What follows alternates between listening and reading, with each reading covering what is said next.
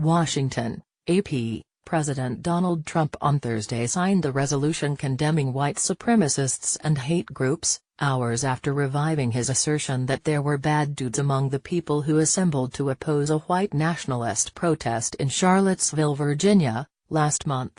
"You know, you have some pretty bad dudes on the other side also," the president told reporters aboard Air Force Ones, sparking another round of criticism that the president has failed to adequately condemn hate speech. The resolution, passed by Congress earlier this week, condemns the violence and domestic terrorist attack that took place in Charlottesville as well as white supremacists, neo-Nazis and other hate groups.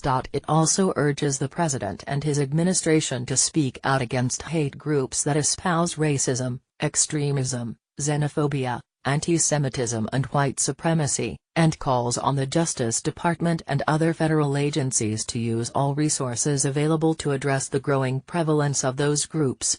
As Americans, we condemn the recent violence in Charlottesville and oppose hatred, bigotry, and racism in all forms, Trump said in a statement announcing the signing. He called on Americans to move forward as one people and to rediscover the bonds of love and loyalty that bring us together as Americans.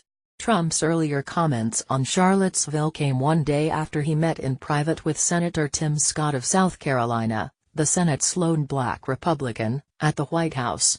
The two discussed the president's past remarks blaming many sides for the violence and death around a Confederate statue. Recounting his conversation with Scott, Trump told reporters aboard Air Force One on Thursday, "I think especially in light of the advent of Antifa, if you look at what's going on there, you know, you have some pretty bad dudes on the other side also. And essentially that's what I said." Antifa is short for anti-fascist, an umbrella description for far left-leaning militant groups. Trump added that more and more people are starting to agree with him. "A lot of people are saying, in fact a lot of people have actually written, gee, Trump might have a point," Trump said. "I said, you got some very bad people on the other side also, which is true." Trump last month said there were very fine people among the nationalists and neo-Nazis protesting the possible removal of a Confederate statue in Charlottesville. Scott said he told the president that there was no comparison.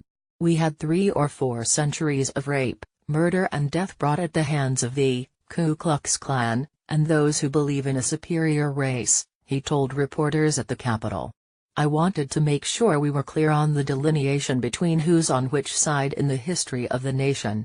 Scott bluntly criticized Trump for assigning blame in a way that put white supremacist protesters on equal footing with counter-demonstrators who turned out for the August 12 protests, sparked by Charlottesville officials' decision to remove a statue of Confederate General Robert E. Lee. That remark, Scott said, compromised Trump's moral authority as president. On Wednesday, Trump told Scott that he just meant to convey that there was an antagonist on the other side, to which Scott replied, "The real picture has nothing to do with who is on the other side." Scott continued, "I shared my thoughts of the last 3 centuries of challenges from white supremacists, white nationalists, KKK, neo-Nazis, so there is no way to find an equilibrium when you have 3 centuries of history." The president said that he got the point, Scott said. Asked if the president can regain his moral authority, Scott responded, "That will take time." White House spokeswoman Sarah Huckabee Sanders said Trump and Scott had an in-depth discussion about the Charlottesville comments, but the focus was primarily on solutions moving forward. "That was what both people came to the meeting wanting to discuss," Sanders said during a White House briefing. "What we can do to bring people together, not talk about divisions within the country." Scott said Trump also brought up Seattle Seahawks defensive end Michael Bennett, who has accused Las Vegas police of using racially motivated excessive force against him. Bennett sat on the bench during the national anthem before Sunday's game at Green Bay, one of several NFL players protesting in support of former NFL quarterback Colin Kaepernick, who remains unsigned after starting the protests last year to bring attention to police brutality against minorities. "I believe he found it unsettling and challenging," Scott said. This came as several athletes, activists and celebrities signed a letter of support for Bennett. Michael Bennett has been sitting during the anthem precisely to raise these issues of racist injustice that are now an intimate part of his life. Now we stand with him, the letter said. It was signed by Capern,